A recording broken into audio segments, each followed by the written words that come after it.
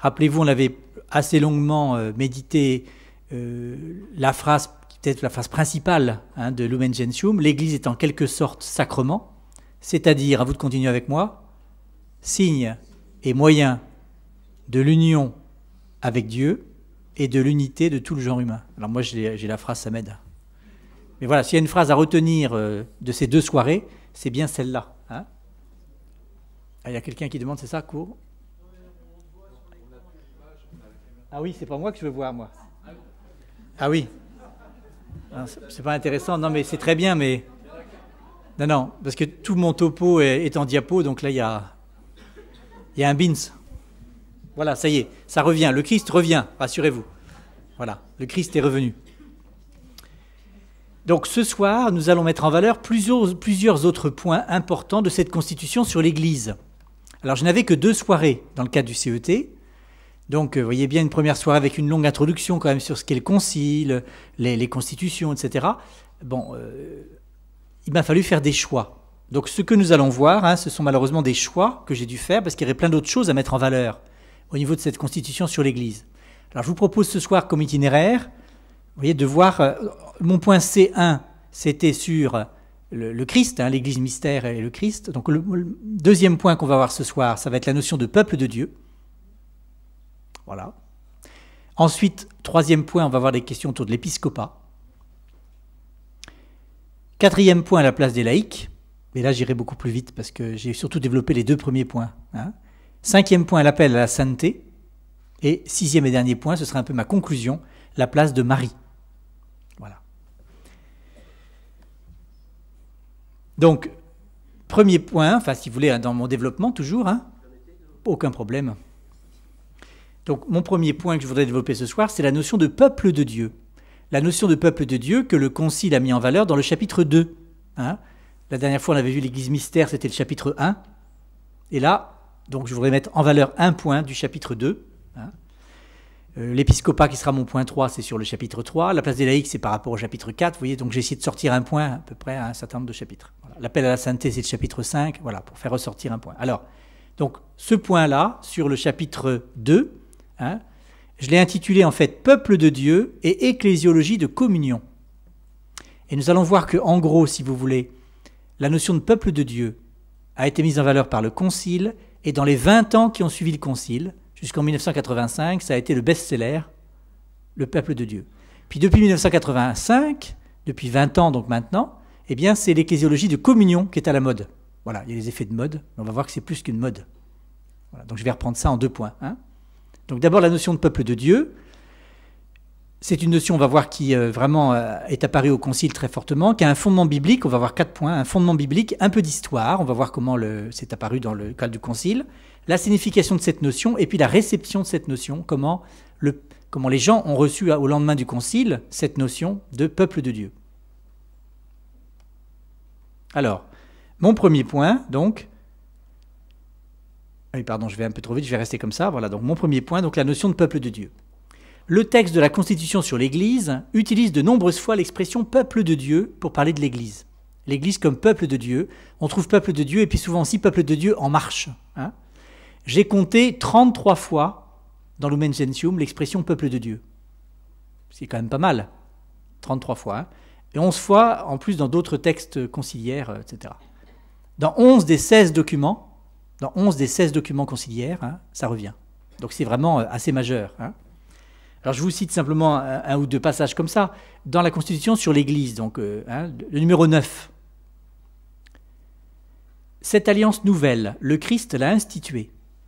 C'est la nouvelle alliance dans son sang. Il appelle la foule des hommes pour former un tout et devenir le nouveau peuple de Dieu. Voilà. Numéro 9. Numéro 11. Il s'ensuit que les fidèles manifestent sous une forme concrète l'unité du peuple de Dieu. Voilà, etc. Et ça continue comme ça, il y a beaucoup de citations, encore une fois, 33 fois dans ce texte de Lumen Gentium, donc c'est majeur. Alors c'est une expression qui a un fondement biblique, c'est mon premier point que je voudrais souligner. Elle plonge ses racines dans l'Ancien Testament. La notion de peuple, elle est très importante dans l'Ancien Testament. L'expression peuple de Dieu, dans la Bible, ça exprime la parenté avec Dieu, on pourrait dire. C'est le peuple de Dieu. L'accent dans la Bible est plus mis sur le de Dieu que sur la notion de peuple, d'ailleurs. Hein, c'est le peuple qui appartient à Dieu. Et sans arrêt, d'ailleurs, Dieu reproche à son peuple, justement, de ne pas être fidèle au fait qu'il appartient à Dieu. Voilà. Donc il y a une dimension, on pourrait dire, verticale, qui est première dans l'expression peuple de Dieu. Hein, voilà, il appartient à Dieu. Voilà. On pourrait dire que ça procède d'en haut, quoi. Hein, c'est Dieu qui l'approprie, en quelque sorte, qui l'adopte. Hein. On pourrait dire qu'il y a aussi le phénomène de l'élection. Hein. Voilà, c'est Dieu qui choisit ce peuple, le peuple élu. On va trouver ça dans la Bible beaucoup. Hein. Et puis, il y a la notion d'alliance. Hein. Dieu fait alliance avec ce peuple. Voilà, peuple de Dieu. Cette expression, ensuite, a été reprise par les pères de l'Église. Ce qu'on appelle les pères de l'Église, donc ce sont les chrétiens qui ont réfléchi dans les premiers siècles de l'histoire de l'Église. Hein. Voilà, et qui ont donc vraiment fondé au niveau de la foi. Hein. Puis, ce qui est assez étonnant, c'est que ce thème de peuple de Dieu, très présent chez les pères de l'Église, il a ensuite disparu peu à peu au cours de l'histoire de l'Église. Voilà. Hein. Ça s'est raréfié, l'expression. On peut dire qu'entre le 4e et 5e siècle, en gros la fin des pères de l'Église, hein, bon, même ça on peut dire, ça va jusqu'au 6e, 7e, enfin en gros 5e, jusqu'au 20e siècle, pratiquement l'expression peuple de Dieu s'est perdue. Voilà. Bon, c'est comme ça, alors moi je ne suis pas historien, je ne sais pas pourquoi, en tout cas il a fallu attendre le Concile Vatican II, puis quelques années avant quand même, pour remettre en valeur cette expression peuple de Dieu, grâce à un certain nombre de théologiens qui ont fait des études bibliques et des études patristiques. Les études patristiques, vous savez, on revient aux écrits des pères de l'Église. Voilà. Et donc ça a été retrouvé. Hein. C'est comme un trésor qui a été un peu enfoui pendant un certain temps. Et puis on a retrouvé ce trésor. Vous savez, ça arrive chez nous comme ça. On perd quelque chose, puis un jour on fait des rangements. Oh, on retrouve des choses. On dit, tiens, c'était là. Voilà. Hein. Ça nous arrive à tous. Ben, c'est un peu ça. L'Église avait, pendant presque 15 siècles, perdu un peu cette belle expression. Quand on regarde la plupart des ouvrages sur l'Église, hein, qui sont avant le Concile, même au début du XXe siècle, l'expression peuple de Dieu n'apparaît pas. Hein. Même dans les dictionnaires, etc., qui parlent de l'Église. Bon. Donc voilà, ça a été remis en valeur hein, grâce aux études préalables, mais surtout par le Concile Vatican II. Alors un peu d'histoire, c'est mon deuxième point. Rappelons la manière dont ça s'est passé historiquement parlant au niveau du Concile. Le schéma préparatoire, si vous vous souvenez, hein, je vous avais parlé d'un schéma préparatoire avant la première session du Concile, hein, qui avait été fait par la curie romaine et qui avait été rejeté massivement hein, par les pères, par les évêques qui ont dit non, non, bon. Le schéma préparatoire, en fait, suivait le schéma classique hein, pour parler de l'Église. Et donc, quand on regarde les 11 chapitres du schéma préparatoire, il n'est pas question de l'Église peuple de Dieu. Ce qui est normal, encore une fois, je vous ai dit, hein, c'était pas dans l'air du temps. Donc il y a eu un premier remaniement qui a été fait dès la première session. Hein. Donc ce schéma sur l'Église, je vous avais dit la dernière fois, elle était refusée, hein, souvenez-vous, on l'a mis au panier. Voilà. Et puis, donc, il y a une commission qui a retravaillé. Hein, et donc, dans les prises de parole de la première session, les pères du Concile, certains ont exprimé la conviction du caractère fondamental du thème de peuple de Dieu. C'est apparu, vous voyez, dès la première session chez les évêques. De dire, voilà, on voudrait que ce thème de peuple de Dieu apparaisse dans la Constitution sur l'Église. Peuple de Dieu en marche, d'ailleurs, certains ont dit, hein, qui souligne la dimension historique de l'Église. Peuple de Dieu en marche, sous-entendu, dans l'histoire. Hein, l'Église n'est pas figée, ce n'est pas un tout éternel, immuable. L'Église, ce sont des hommes qui avancent, qui pérégrinent, comme on dit, hein, sur terre. Et puis l'Église, de siècle en siècle, elle avance. D'où l'idée de peuple de Dieu en marche. Voilà. Ça a été un point très important dans le Concile, c'est la notion de l'histoire. Hein. Des gens comme Congar, par exemple, hein, ont beaucoup mis en valeur ça et ont été certainement à l'origine de cette mise en valeur de l'histoire. Hein. Il n'y a pas de vérité comme ça, éternelle, immuable. Les vérités, on les atteint par l'histoire, hein, dans l'histoire des hommes, etc. Donc voilà. Donc par rapport à l'Église, ça a été un grand point de dire vraiment, on veut un peuple de Dieu voilà, qui marche dans l'histoire. Du coup, le deuxième schéma qui a été proposé, qui était un schéma en 4 chapitres, souvenez-vous, j'en avais parlé un peu la dernière fois déjà, hein, eh bien, met en valeur le peuple de Dieu. On trouve au premier chapitre le mystère de l'Église, deuxième chapitre la constitution hiérarchique de l'Église, hein, donc l'épiscopat, on va y revenir, troisième chapitre le peuple de Dieu, et spécialement les laïcs. Puis après la vocation à la sainteté. Mais alors les évêques ont rejeté ce deuxième schéma en disant ça ne colle pas, puisque on parle du mystère de l'Église, bon très bien, après on parle de l'épiscopat, et puis après on parle du peuple de Dieu, comme si l'épiscopat était au-dessus du peuple de Dieu. Ça ne va pas ça. L'épiscopat, il fait partie du peuple de Dieu, donc le schéma ne va pas. Donc ils ont remis à nouveau au travail les affaires en disant il faut changer, inverser l'ordre des chapitres. Alors, je cite un des commentaires qui a été fait, parce qu'il y a des notes de commentaires du Concile. Hein. quand les évêques parlaient au concile du peuple de Dieu, contrairement à ce que certains pensent spontanément, on pense peuple populaire. Quand les évêques parlaient du peuple de Dieu au concile, il s'agissait pour eux de parler non seulement des laïcs, mais des fidèles, hein, de manière générale, c'est-à-dire les laïcs et les clercs, hein, ou les ordonnés et les laïcs, comme vous voulez. Hein. Voilà, donc ils voulaient parler de l'ensemble de l'Église, l'ensemble des gens, l'ensemble des baptisés, dont ils font partie. Voilà. Donc il y a eu un autre remaniement qui a été fait à la suite, un nouveau projet. Hein, et selon une proposition du cardinal Suenens, hein, au concile, eh bien, la majorité des pères du concile ont décidé quelques mois plus tard de scinder le chapitre 3 en deux, et puis d'inverser l'ordre des chapitres, pour arriver à l'ordre qu'on connaît. Hein. Donc chapitre 2, le peuple de Dieu, avant le chapitre 3 sur l'épiscopat. Et le chapitre qui était donc sur le peuple de Dieu, et spécialement les laïcs, hein, a été scindé en deux pour faire le peuple de Dieu, et puis un chapitre sur les laïcs.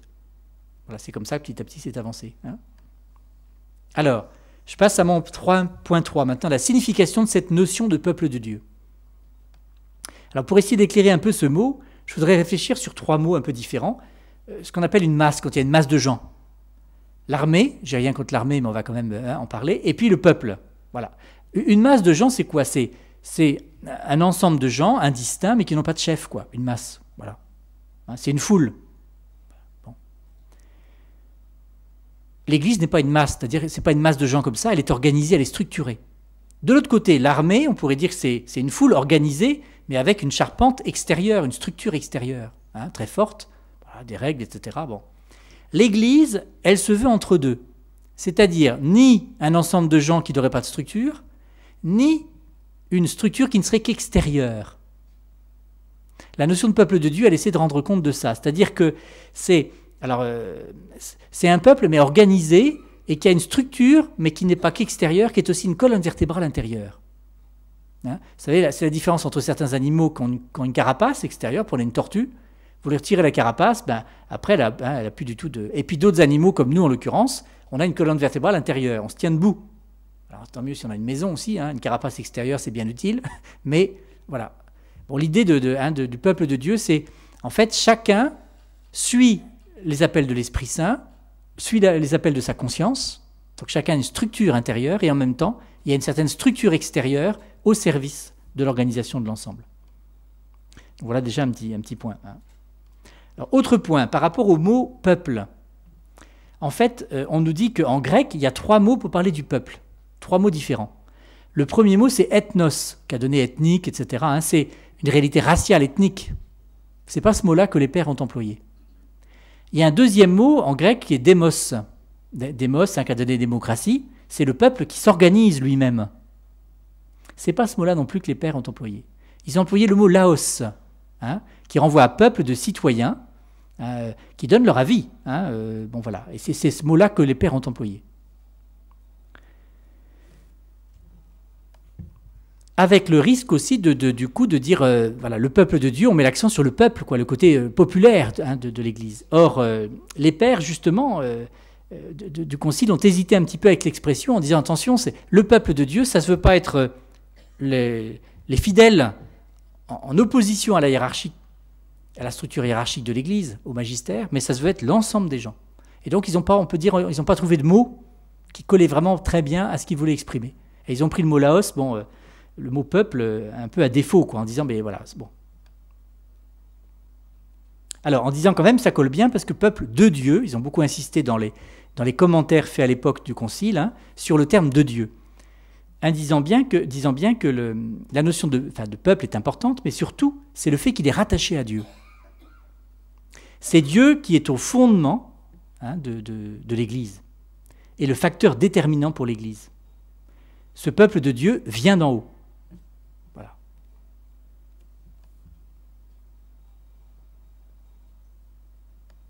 Alors, la réception de la notion de peuple de Dieu, c'est mon dernier point. Après le concile, juste après le concile, et même déjà au moment du concile, l'expression a été très très bien accueillie. Hein, le peuple de Dieu, ça a beaucoup parlé à beaucoup de gens. Tandis que d'autres expressions qui sont utilisées par le concile, pour parler de l'Église, sont tombées. Peut-être qu'un jour elles seront reprises, mais elles sont tombées. Prenons l'exemple de l'Église comme corps mystique du Christ. l'Église corps mystique du Christ. Il y avait une encyclique du pape précédent qui avait été sortie là-dessus, hein, corps mystique, on avait l'impression que ça exprimait quelque chose. On va retrouver l'expression corps mystique dans Lumen Gentium au numéro 7, mais ça n'a pas été repris. On pourrait dire que ça n'a pas encore été reçu. Peut-être que ça le sera un jour, peut-être pas, j'en sais rien. En tout cas, l'expression n'a pas pris. Alors que l'expression peuple de Dieu, elle a énormément pris, elle a été prise et reprise après le concile, très utilisée. Voilà, elle exprimait bien finalement, voilà, peut-être ce qu'on voulait vivre par rapport au concile, par rapport à l'Église. Bon, voilà. Donc elle a vraiment été très reprise. Qu'est-ce qui s'est passé après? Je passe à mon point suivant là. C'est que 20 ans après le concile, il y a eu un synode. En 1985, un synode, c'est-à-dire une réunion d'évêques convoquée par le pape, un certain nombre d'évêques choisis, voilà, pour faire un peu le point. 20 ans après le concile, comment le concile est reçu. Bon. Et l'expression peuple de Dieu a été pointée comme ayant des limites, ayant en quelque sorte en 20 ans subi une certaine dérive entre ce que les pères du concile avaient voulu exprimer et ce que les gens aujourd'hui comprenaient à travers l'expression. Alors, parmi les limites et les dérives de cette expression, j'en pointerai une qui me semble être la principale, hein, c'est que il est dit donc dans ce synode que l'expression peuple de Dieu a été très utilisée en mettant l'accent sur le peuple, hein, sur finalement un désir de démocratie dans l'Église, quoi. Que les fidèles laïcs, par opposition avec la hiérarchie, puissent enfin avoir la parole. Ça a été beaucoup pris comme ça. Bon, hein. Voilà. Le peuple renvoyé en populaire à ce qui n'est pas l'élite, quoi, en opposition avec ce qui serait la hiérarchie qui serait l'élite de l'autre côté. Bon, voilà. Avec donc en arrière-fond une certaine revendication de démocratie dans l'Église, en tout cas de démocratisation davantage de l'Église, hein, et puis de donner davantage de place aux baptisés laïcs, hein, encore une fois par rapport à ceux qui détiennent le pouvoir, les évêques. Et quand on compare avec effectivement les notes explicatives des pères du concile, c'était pas dans ce sens-là en fait qu'ils voulaient l'employer. Vous voyez, peuple voulait dire l'ensemble des gens, l'ensemble des baptisés, pas les baptisés laïcs. Et c'est justement l'intuition du Concile Vatican II d'avoir dit, premier chapitre, l'Église mystère, deuxième chapitre, le peuple de Dieu, non pas pour mettre en avant les laïcs par rapport aux évêques, mais pour dire, nous sommes tous l'Église. Vous voyez, donc il y avait quelque chose là. Bon. Alors ça a été repris beaucoup, la notion de peuple de Dieu, hein, dans par exemple les théologies de la libération, etc. Enfin voilà, beaucoup de ça. Hein, bon. Les communautés de base, enfin voilà, beaucoup de choses comme ça. Alors avec quelquefois des accents justes, mais d'autres fois, vous voyez, un peu trop en opposition à la hiérarchie, quoi. Et du coup, les évêques, en 1985, ont réagi par rapport à ça, en disant, voilà, ce n'est pas le sens de l'expression telle qu'on l'a utilisée, nous, dans le Concile.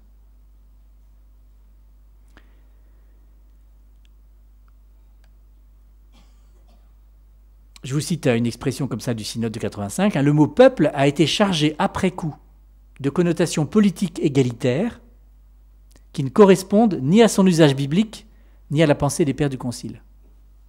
Bon. Hein. Alors les pères du synode de 1985 pointent aussi le risque que l'expression « peuple de Dieu », qui était biblique, perde du coup un petit peu son accent biblique voilà, bon, et traditionnel.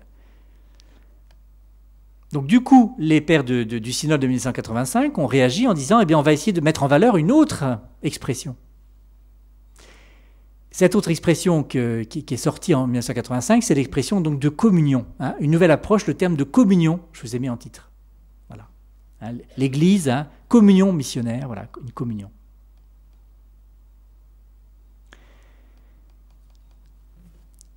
Expression des pères du synode de 1985, disant, au fond, si on garde l'expression peuple de Dieu, on risque d'arriver à un effet de balancier.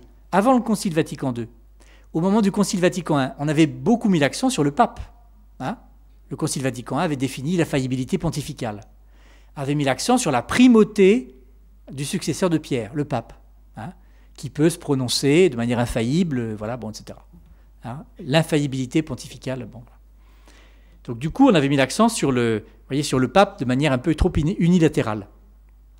Mais les pères du synode de 85 disent, avec l'expression peuple de Dieu, si on met trop l'accent sur la notion de peuple, hein, comme populaire, quoi, enfin, en oubliant que c'est tout l'ensemble des baptisés, on risque d'aller dans l'autre excès, hein, voilà, en disant que au fond l'Église c'est que les baptisés laïcs, quoi. Voilà. Ils avaient la crainte de ça. Hein. Je vous lis une des expressions d'un des pères du synode. « Nous ne voulons pas remplacer une fausse vision unilatérale de l'Église comme purement hiérarchique, ce qui était le risque un peu de Vatican I, hein, par une nouvelle conception sociologique tout aussi unilatérale. Vatican II a réagi contre la première vision unilatérale, on va y revenir. Vatican II a essayé de rééquilibrer la primauté du pape en l'équilibrant notamment par la place des évêques, on va y revenir. Hein. Les pères du synode ont voulu à leur tour réagir contre la seconde, hein, qui s'est manifestée au cours des 20 ans qui ont suivi le concile. Voilà, donc l'exagération dans l'autre sens, en disant l'Église c'est le laïque, quoi. Voilà. Donc cette nouvelle approche que le synode de 85 a mis en valeur, l'Église comme communion, hein, les pères du synode ont dit que vraiment c'était une expression qui pouvait vraiment exprimer en profondeur ce que le Concile Vatican II avait voulu mettre en valeur. Alors, je vous ai mis 4 points pour cette nouvelle approche, là, le thème de communion. Son fondement biblique, on va le voir rapidement. La dimension première qui est verticale et descendante. L'intérêt de ce concept de communion et le rapport à la communion trinitaire. Donc d'abord, le mot communion, en fait, il est présent dans les textes du Concile. Donc ce n'est pas une invention des pères du synode de 1985. Hein, le terme de communion est présent dans les textes du Concile, mais en fait... il n'avait, disons, pas été mis en valeur quoi, sur le moment, au moment du concile. Voilà. Le terme de communion revient dans les textes de Vatican II plus de 80 fois dans la recension que j'ai pu trouver. Hein. Bon. Mais voilà, ça n'avait pas été mis en valeur sur le moment, au moment du concile ou juste après. Quoi. Les pères du synode de 85 disent vraiment que ce concept-là exprime bien ce qu'on veut dire quand on parle de l'Église. Et voilà une des phrases du rapport de 85. L'ecclésiologie de communion est le concept central et fondamental dans les documents du Concile Vatican II. Ça va loin. Le concept, l'ecclésiologie de communion est le concept central et fondamental des documents du Concile. Vous voyez, comme 20 ans après, une découverte en quelque sorte de quelque chose là. Alors, son fondement biblique. Pour commencer, le mot de communion, ce n'est pas quelque chose de nouveau pour nous, parce qu'on est habitué, c'est le credo. Hein. Quand vous prenez le symbole des apôtres, on dit, je crois à la communion des saints. Hein, bon. C'est un fondement biblique, hein, ce terme qui a été repris dans le credo, hein, dans le symbole des apôtres, hein, c'est fondement biblique. Le Nouveau Testament utilise souvent la notion de communion, hein, qu'a donné d'ailleurs, koinonia, hein, la communion, voilà, qu'on utilise parfois en latin pour désigner les 3 dimensions hein, de notre vie baptismale. On est prêtre, prophète et roi. Hein, voilà. La dimension de communion.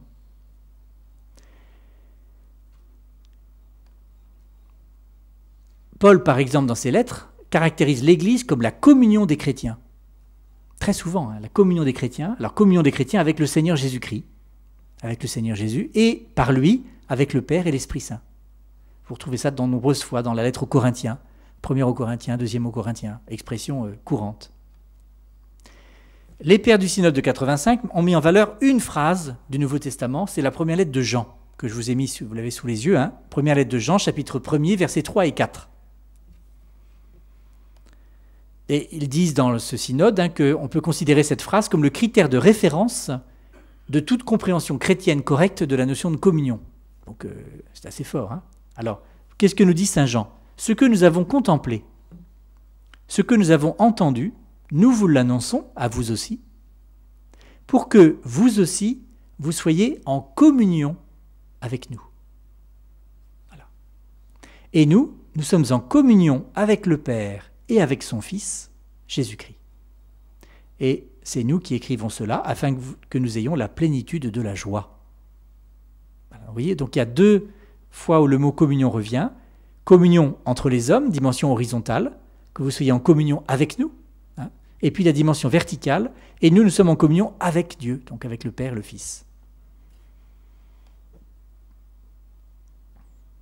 Alors, les pères du synode de 85 ont dit que cette communion, elle est d'abord, premièrement, verticale et descendante. Alors, je ne sais pas si vous vous souvenez la dernière fois, j'avais déjà fait ce schéma de Dorothée de Gaza. Avez-vous remarqué la différence avec la dernière fois? Pas sûr. La dernière fois, j'avais fait les flèches. Bravo, il y en a qui ont de la mémoire, bravo. Les flèches étaient dans l'autre sens. On disait, la phrase de Dorothée de Gaza, c'était de dire, plus on se rapproche de Dieu, plus on est proche les uns des autres. Donc les étoiles, c'est les gens, et les flèches étaient, on se rapproche de Dieu. Les pères du synode ont dit, mais en fait, n'oublions pas que le premier mouvement, il est inverse. C'est Dieu qui s'approche des hommes. Et donc les flèches, elles sont d'abord dans l'autre sens. Dimension verticale en premier. Verticale au sens de... et puis descendante de Dieu vers les hommes. Alors si on imagine Dieu au-dessus et les hommes en dessous, c'est des schémas un peu caricaturaux, mais enfin bon, ça aide un peu à se saisir de ça. Voilà, donc là, la communion, c'est d'abord la communion que Dieu vient faire avec les hommes. Et elle s'est faite par le Christ. Jésus-Christ, c'est d'abord Dieu fait homme. Si vous reprenez le prologue de Saint Jean, dans l'évangile de Jean, le Verbe s'est fait chair. Le premier mouvement, ce n'est pas un mouvement de l'homme vers Dieu, c'est un mouvement de Dieu vers l'homme. Voilà. La communion, c'est d'abord Dieu qui vient la faire avec les hommes. Donc le mot de communion renvoie d'abord à la relation de Dieu, dans la dimension verticale encore une fois, et dimension descendante. Ça va pour tout le monde? C'est fondamental pour la foi. Et c'est cette relation descendante qui est première.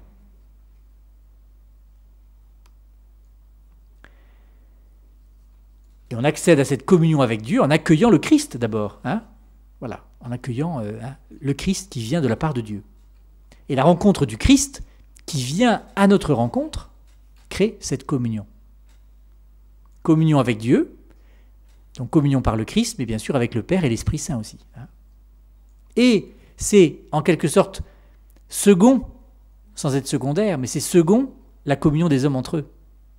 C'est parce que Dieu vient faire la communion avec nous que nous sommes du coup en communion avec Dieu et en communion entre nous. Alors, historiquement parlant, dans le concret de nos vies, ça se passe en même temps.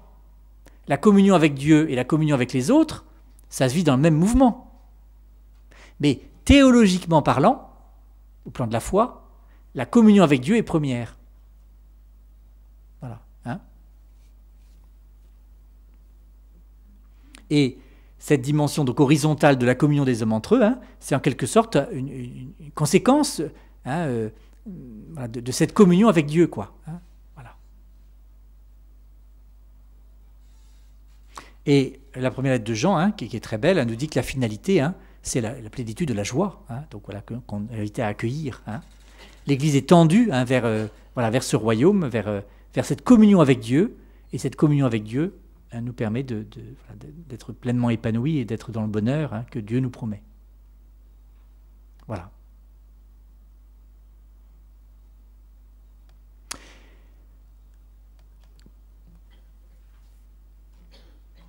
Petite anecdote quand même pour terminer là-dessus, quand même sur ce point-là. En fait, en 85, donc les évêques, le synode, donc un certain nombre d'évêques réunis ont dit, on prend le terme d'ecclésiologie de communion pour éviter les glissements qu'il y avait avec le peuple de Dieu, d'accord. Et en 1992, il y a eu à nouveau une lettre de la Congrégation pour la doctrine de la foi à tous les évêques du monde en disant attention aux glissements que vous êtes en train de faire avec l'ecclésiologie de communion. Avec le même phénomène, c'est-à-dire que l'ecclésiologie de communion, qui au départ, au niveau du synode de 85, a été bien clairement mise de telle façon que la communion avec Dieu était première, et que la communion des hommes était en quelque sorte une grâce seconde, mais pas secondaire, mais une grâce seconde, voilà. Eh bien, donc 7 ans après, une lettre de la congrégation commençait à dire, attention, on est en train de refaire la même erreur, on met en valeur dans le terme ecclésiologie de communion, qui a beaucoup pris depuis 1985, on en parle beaucoup, vous avez entendu parler beaucoup, et je pense comme moi, on parle souvent de la communion des hommes entre eux, quoi. En premier, presque. Vous voyez, comme la notion de peuple était mise trop en premier par rapport à de Dieu, voilà, il pointe le risque de glissement. Alors, je n'ai pas relu d'autres choses depuis 92, ça fait quand même 20 ans maintenant, je ne sais pas, voilà, si...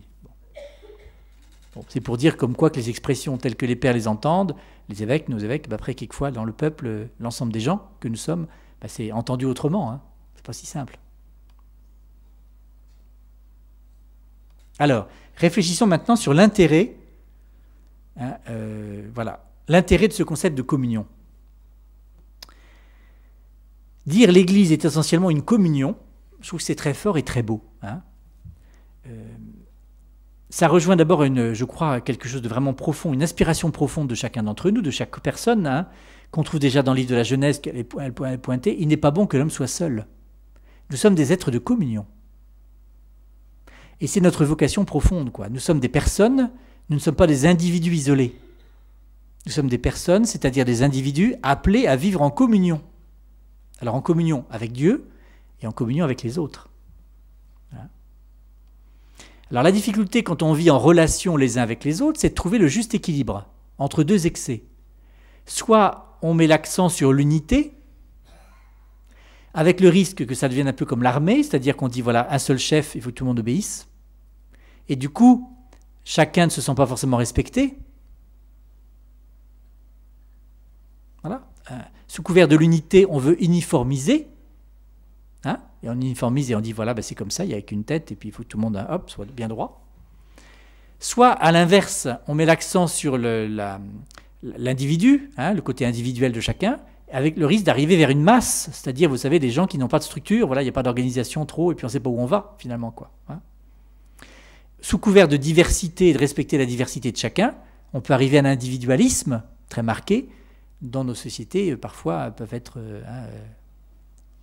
atteintes de ça. Hein, voilà. Donc, vous voyez, il y a une certaine difficulté entre maintenir l'unité, hein, et puis en même temps, respecter la diversité légitime de chacun. Comment réaliser l'unité tout en gardant la diversité et respectant la diversité, hein. Alors bon, c'est à mon avis une des difficultés de notre vie ensemble, notre vie en société, hein, c'est de trouver le juste équilibre entre les deux, quoi. Hein. Entre l'individualisme, on pourrait dire d'un côté, en gros nos sociétés occidentales sont un peu marquées par ça, hein, avec le capitalisme, etc. Bon voilà, chacun pour soi, et puis peut-être Dieu pour tous, pour ceux qui croient, mais en tout cas, voilà, chacun pour soi. Et puis les collectivismes, hein, dont on est revenu aussi, qui voulaient justement... bon.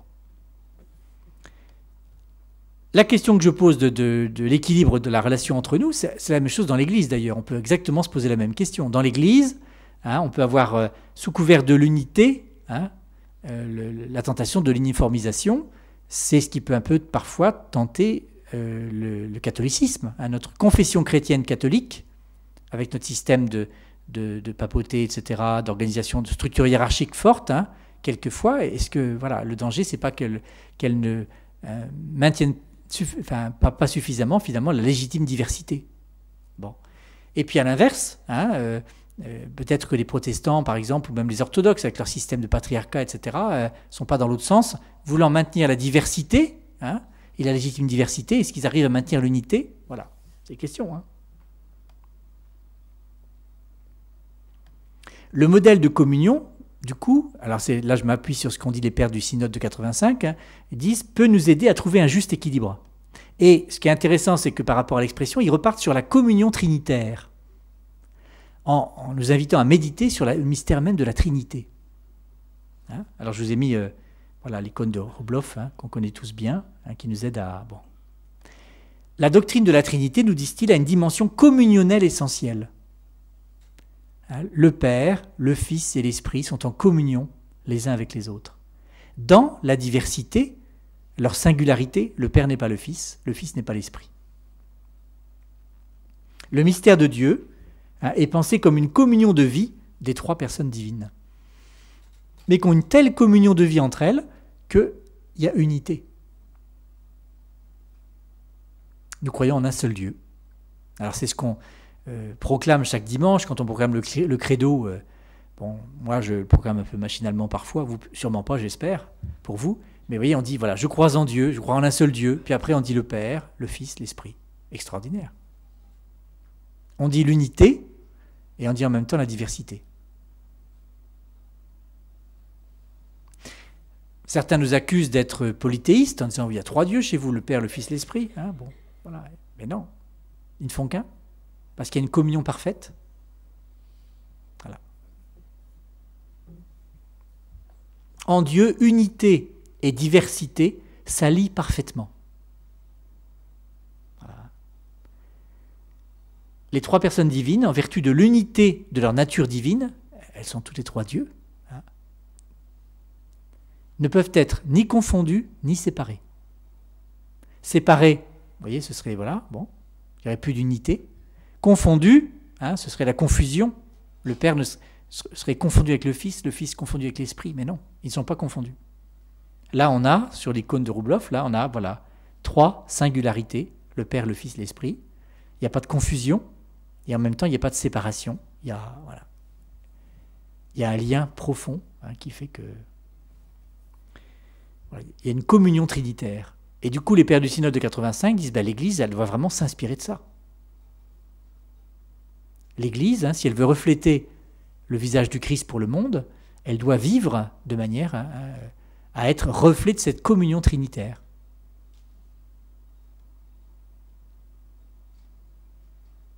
Il rappelle que Jésus, justement, a prié son Père pour que tous soient un, comme le Père et le Fils sont un.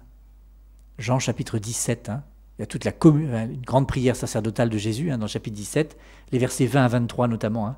Voilà, Jésus a prié son Père pour que nous soyons un, comme le Père et lui sont un. Et le but de l'Évangile est justement d'établir cette communion avec Dieu, qui du coup a comme conséquence, comme fécondité, cette communion des hommes entre eux. L'Église est appelée à être une icône de la Trinité. Voilà.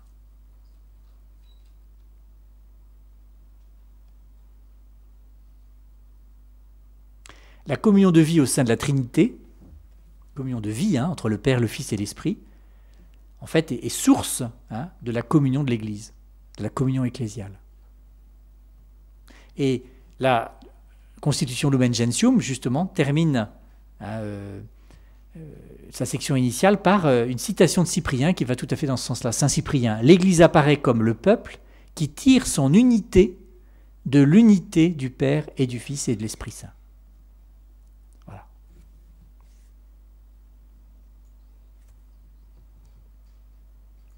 Donc voilà pour mon premier point que je voulais développer avec vous. Donc, la notion de peuple de Dieu qui est devenue davantage la communion ecclésiale, voilà, par la suite. Mais en fait, c'est... Bon.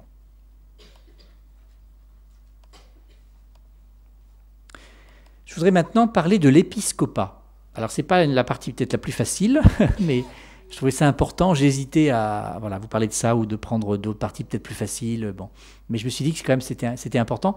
Rappelez-vous le contexte, Vatican I, 1870, arrêté à cause de la guerre, a mis en valeur la primauté du pape. Et il n'a malheureusement pas pu se terminer, ce concile, et donc il n'a en quelque sorte pas équilibré la primauté du pape par une place donnée aux évêques. Donc, je vous ai dit la dernière fois qu'un des projets avant le concile Vatican II, c'était de dire Vatican II va avoir comme objectif essentiel d'équilibrer, de finir d'équilibrer la structure hiérarchique de l'Église, en donnant une place aux évêques, c'est pas le pape tout seul. Voilà. Donc voilà, autour de l'épiscopat, 7 points que je vais essayer de développer. Donc d'abord quelques mots d'introduction, un petit peu d'histoire, le terme de collégialité, on va voir ça, la sacramentalité de l'épiscopat.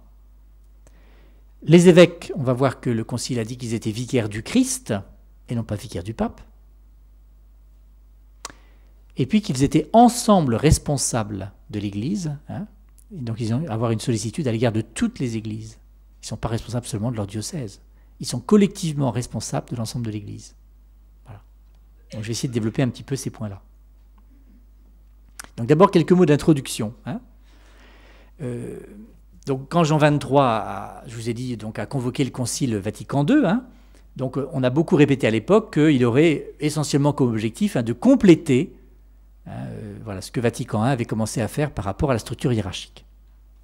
Et quand je vous ai dit Jean XXIII, je vous avais dit ça la dernière fois, il a envoyé un questionnaire en fait aux évêques du monde pour dire mais de quoi vous voulez parler. Rappelez-vous, il avait consulté pour demander leur avis, ce qui était quand même très fort déjà pour l'époque de sa part. La consultation universelle qui avait été organisée en 1959 a fait ressortir dans les réponses des évêques beaucoup ce point-là. Les évêques ont massivement dit qu'il fallait que Vatican II complète l'enseignement de Vatican I, qui était malheureusement, à cause de la guerre de 70, encore une fois, pas par volonté du Concile Vatican I, mais du fait qu'il avait dû s'arrêter, qui avait été limité aux prérogatives de la primauté universelle avec le pape, mais sans parler assez des évêques. Bon.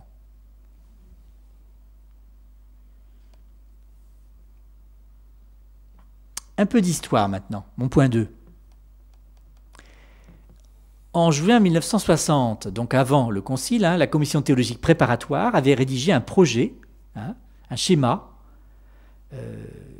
Et ce qui est intéressant, c'est que dans le schéma, par rapport aux questions autour de l'Église, dans le schéma, il y avait déjà le sacrement de l'épiscopat. Donc c'était bien noté comme un point essentiel. C'est un des points, on peut dire, où les schémas préparatoires, quand même, là, ont servi. Vous savez, on a mis tout au panier, mais quand même, là, il y avait des choses. Le sacrement de l'épiscopat avait déjà été travaillé avant le concile par les commissions préparatoires, et ça a été repris. Une sous-commission a été chargée de travailler ça, etc., avant le concile, et à la première session du concile, en fait, le texte n'était pas prêt.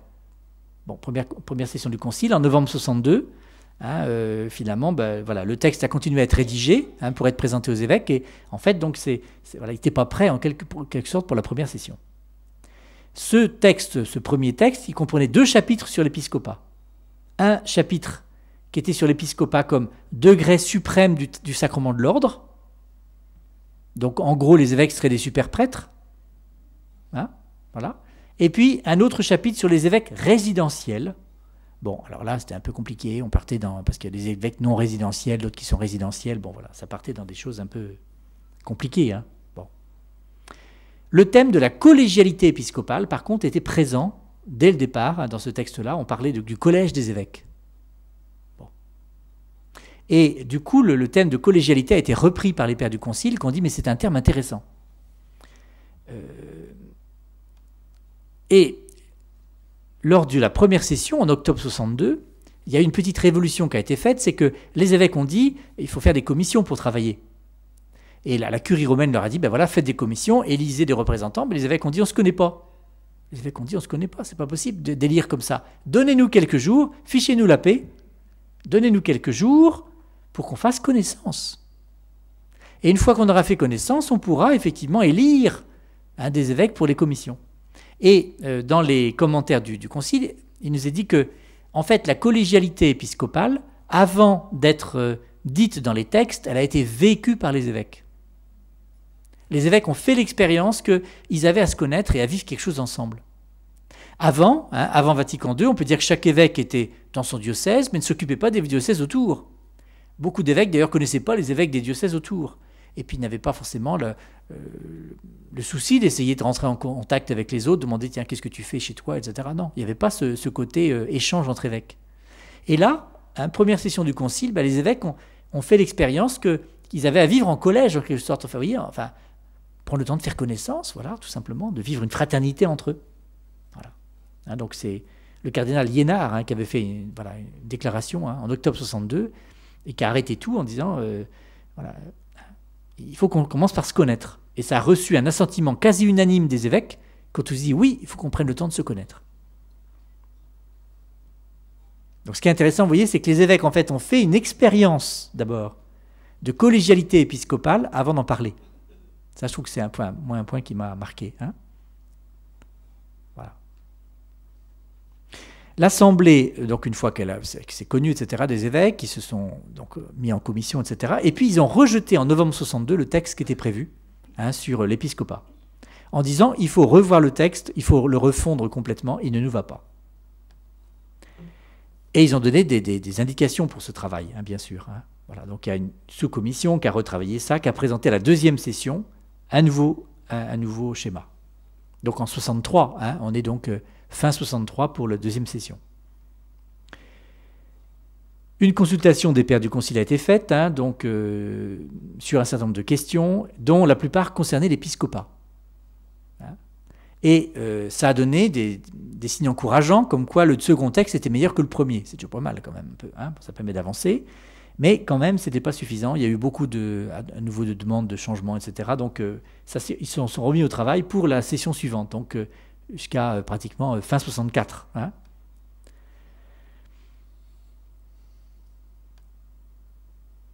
Donc, troisième session, fin 64. Le texte sur la structure de l'épiscopat est mis au vote. Et puis, il y a pas mal de votants pour, mais pas tant. Enfin, il y a quand même encore pas mal de gens qui votent contre, quoi. Voilà. Bon. Donc du coup, il est remis au travail, à nouveau. Bon.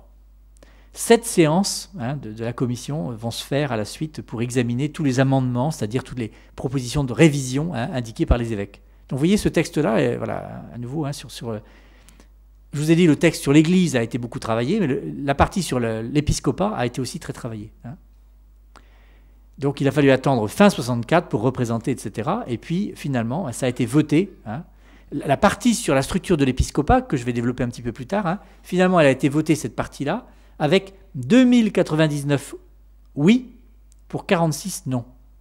Magnifique, hein? Vous voyez? Donc vraiment, ça a fait, au bout du compte, l'unanimité, quoi. Alors, qu'est-ce qui a été mis en valeur dans ce texte-là? Mon point 3, le terme de collégialité.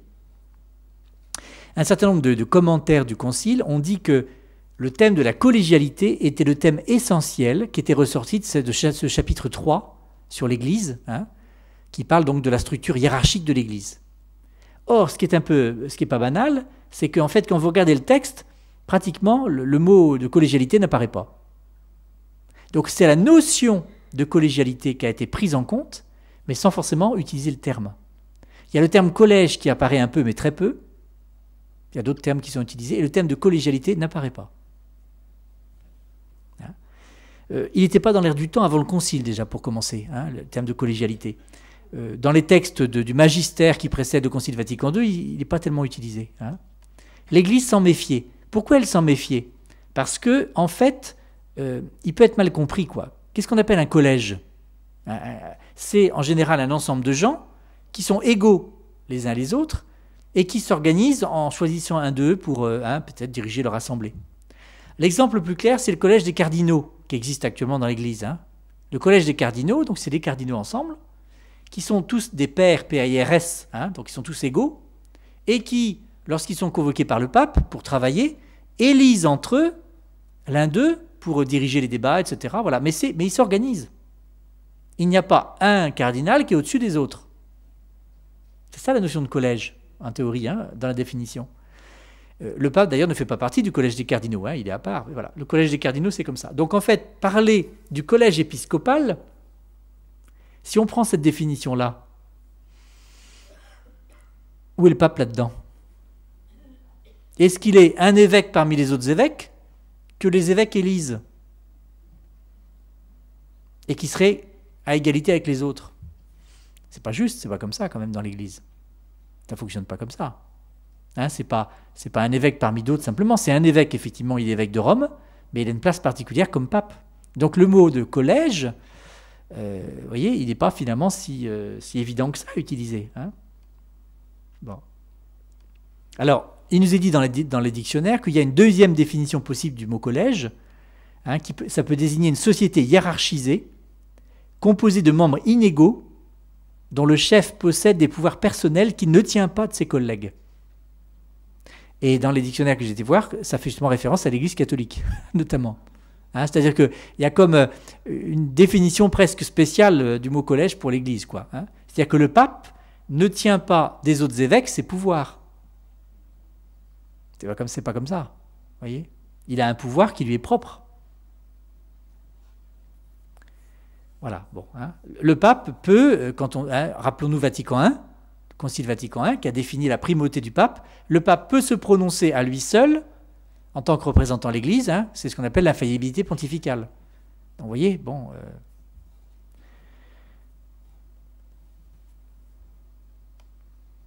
Dans la Constitution sur l'Église, on ne nous parle pas de mot collège, je ne l'ai pas trouvé. Par contre, on parle de corps épiscopal ou ordre épiscopal, etc. Il y a d'autres expressions, quoi. Mais bon, on peut dire que la notion de collégialité, elle a été quand même mise en place, sans utiliser tellement le terme, mais la notion de collégialité, c'est-à-dire le fait que les évêques ont pris conscience qu'ils étaient ensemble responsables de l'Église. Mais pas ensemble sans le pape, ensemble avec le pape, à leur tête.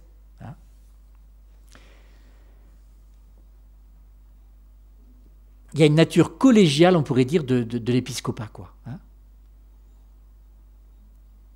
Alors, les pères du Concile, dans le chapitre 3 de Lumen Gentium, si vous prenez le temps de le lire, vous verrez, ils donnent quand même les fondements bibliques de cette collégialité, en rappelant que Jésus-Christ en a choisi 12. Ça, c'est quand même un élément important. Jésus-Christ n'est pas venu comme sauveur tout seul, il en a constitué 12, il a constitué un collège en quelque sorte, de 12. Voilà. Il est notamment cité le texte de Marc, mais on trouvait ça aussi chez Matthieu. Le Seigneur Jésus, après avoir longuement prié son Père, appela à lui ceux qu'il voulut, et il en institua 12 pour en faire ses compagnons, et les envoyer prêcher le royaume de Dieu. Voilà, donc il y a la notion de collège quand même derrière, même si le mot n'est pas utilisé. Et le texte de Lumen Gentium continue en disant « À cette institution des apôtres, le Christ donna la forme d'un collège, c'est-à-dire d'un groupe stable, et mit à leur tête Pierre, choisi parmi eux. » Voilà, donc ça c'est Lumen Gentium numéro 19. Donc voilà, le texte de Lumen Gentium utilise là la notion de collège. Le pape, donc en fait Pierre, choisi parmi eux, le terme est important, c'est-à-dire que Pierre n'est pas choisi en dehors, il fait bien partie des 12. Et on dira du coup dans l'Église que le pape n'est pas pris à part, mais il fait partie bien du collège des évêques. Il est évêque de Rome, c'est un évêque, et en même temps il a une place particulière, mais il est pris parmi eux. Le pape est bien un évêque, il est le premier des évêques, en quelque sorte, il a une primauté, parce qu'il est évêque de Rome, mais c'est bien un évêque. Je continue à avancer. La sacramentalité de l'épiscopat, c'est mon point 4. Point important que les pères du concile vont mettre en valeur, c'est le côté sacramentel de l'épiscopat. Avant le concile, on se posait la question de savoir si l'épiscopat était un sacrement. Est-ce que les évêques étaient comparables à des préfets, par exemple, qui étaient chargés d'appliquer ce que disait le pape dans leur diocèse? Un préfet, c'est ça. Il applique ce que lui dit le président de la République. Bon, le préfet, voilà. Bon. Est-ce que les évêques étaient à cet endroit-là? Est-ce que c'était des super prêtres? Autrement dit, est-ce que le sacrement de l'ordre, le point de référence, c'était le presbytérat? Ou pas? C'est des questions comme ça qui se posaient. Le Concile Vatican II va approfondir cette notion en disant que, au fond, la plénitude du sacrement de l'ordre, c'est pas le presbytérat, c'est l'épiscopat. Alors ça, on y est habitué depuis, parce que ça fait 50 ans. Je crois que le concile, vraiment, il est passé, là, du coup, dans les mœurs. On pourrait dire que voilà. Non, je vais un petit peu trop vite. Voilà, sacramenté de l'épiscopat. Le Saint Concile enseigne que par la consécration épiscopale est conférée la plénitude du sacrement de l'ordre. Le point de référence, c'est pas le sacrement de l'ordre de prêtre, c'est celui de l'évêque. Et nous, comme prêtres, ou les diacres, c'est pareil, nous participons parce que l'évêque se choisit des collaborateurs. L'évêque, on pourrait imaginer un évêque tout seul dans son diocèse qui dit « moi ça suffit, j'ai pas besoin d'aide, pour les sacrements je suis tout seul », voilà, bon, il n'ordonne pas. Il pourrait ne pas ordonner ni de prêtre ni de diacre, en soi, c'est pas impossible. Imaginons, je sais pas, un diocèse qui a un pays de mission où il n'y a aucun chrétien, l'évêque, il va pas souvent dans son diocèse dans ces cas-là, mais vous voyez, bon, à quoi bon voilà. L'évêque se choisit des collaborateurs, les collaborateurs dont il a besoin, en ordonnant des prêtres ou des diacres. Donc le point de référence, c'est l'ordination de l'évêque, c'est pas l'ordination de prêtre. Ça va? Vous voyez? Alors qu'avant le Concile Vatican II, c'était pas si clair, ça. Encore une fois, les évêques, c'était des super prêtres, un peu, certaines lignes théologiques pensaient ça. Ben non. Nous, les prêtres, moi j'en suis un en l'occurrence, on est collaborateurs de l'évêque, voilà, mais c'est lui. Quand on réfléchit à l'ordre, ce que c'est que le sacrement de l'ordre, il faut partir de l'évêque pour y comprendre quelque chose. Voilà.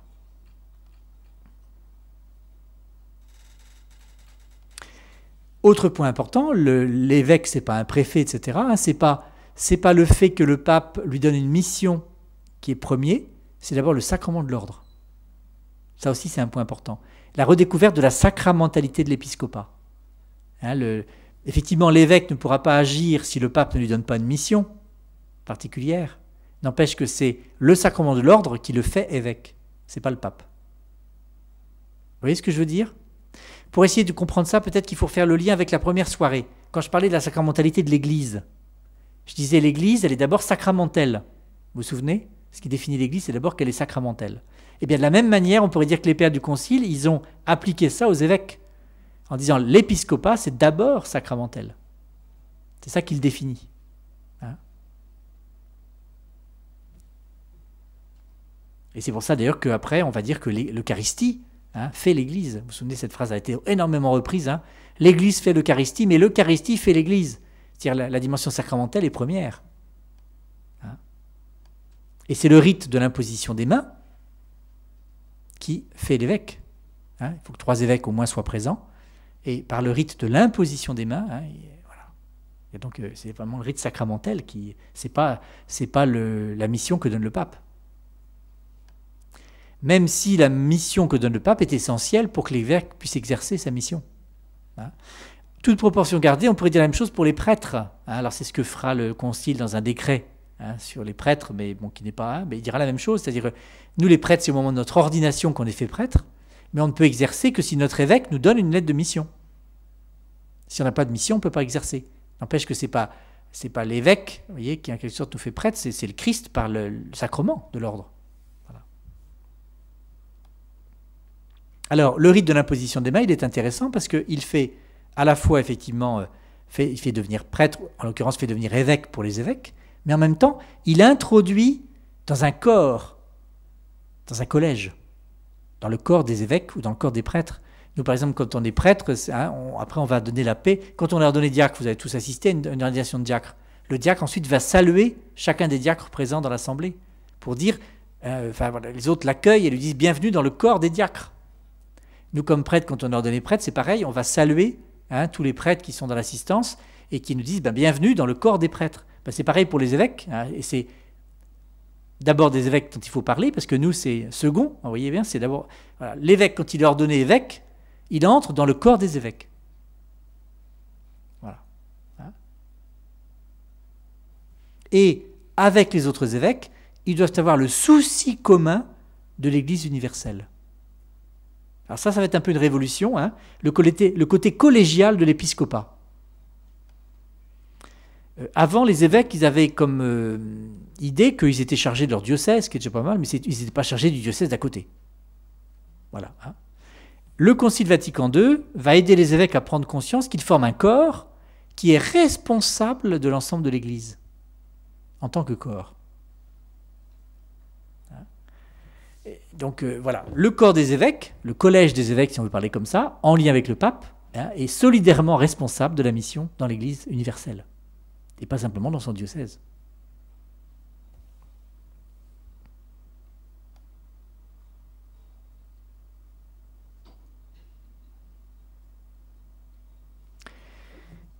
Ça va, vous tenez le coup? Je continue un peu, j'avance. Alors, vicaire du Christ. La Constitution va souligner beaucoup que le pouvoir des évêques est exercé par eux au nom du Christ et non pas au nom du pape. Ça, c'est un point important aussi, quoi, très important. Bien sûr, le pape, encore une fois, donne juridiction, mais n'empêche que c'est au nom du Christ. Lumen Gentium numéro 27, je ne vous l'ai pas mis sur... si, je vous l'ai mis là, voilà, très bien. Ils sont chargés des églises particulières. Les églises particulières, c'est les diocèses. Ces évêques sont vicaires et légats du Christ. Voilà. Alors qu'avant, on avait tendance à dire vicaire, légat du pape. Je lis une autre phrase, on ne doit pas les considérer comme les vicaires des pontifes romains. Vous savez, comme autrefois, quand il y avait plusieurs prêtres dans une paroisse, il y avait le curé et puis les vicaires, voilà, qui étaient les collaborateurs. Bon. Ben là, voilà, les évêques ne sont pas les vicaires du pape. Ils sont les vicaires du Christ. Voilà, c'est le Christ qui les choisit et qui va agir à travers eux. Donc vraiment, ils ne sont pas comparables à des préfets, pas du tout. Voilà. Ils ne sont pas les fonctionnaires du pape. On a vu ça parfois dans des ouvrages de théologie avant le concile. Alors, quelle articulation avec le pape? Eh bien, elle est difficile. Il me semble, moi, dans ce que j'ai pu lire, qu'on n'a pas fini dans l'Église de bien articuler la place des évêques par rapport au pape. Ce qui est dit dans les textes, c'est que les évêques, même s'ils sont en collège, mais s'ils ne sont pas avec le pape, ils n'ont pas de pouvoir, quelque part. Ils n'ont de pouvoir qu'avec le pape. Le pape à leur tête, les évêques, voilà, effectivement, sont avec la tête qui est le pape. Et Vatican I dit, par contre, le pape tout seul, parfois, peut se prononcer. Voilà. Donc, vous voyez, c'est un peu...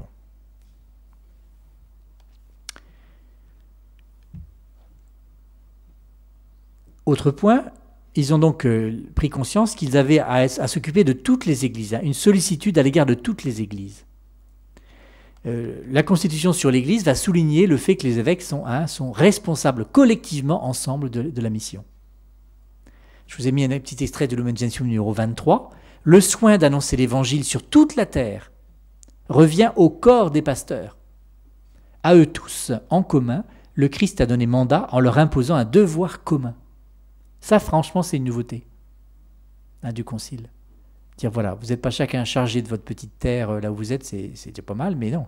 Vous êtes collectivement chargé de... Voilà. De la même manière que le Christ a envoyé les 12, qui étaient collectivement responsables de la mission. Voilà. Même si après, effectivement, parmi les 12, tel ou tel des apôtres est devenu responsable de telle ou telle communauté chrétienne. Ça, c'est une question d'organisation. Mais ils étaient collectivement responsables.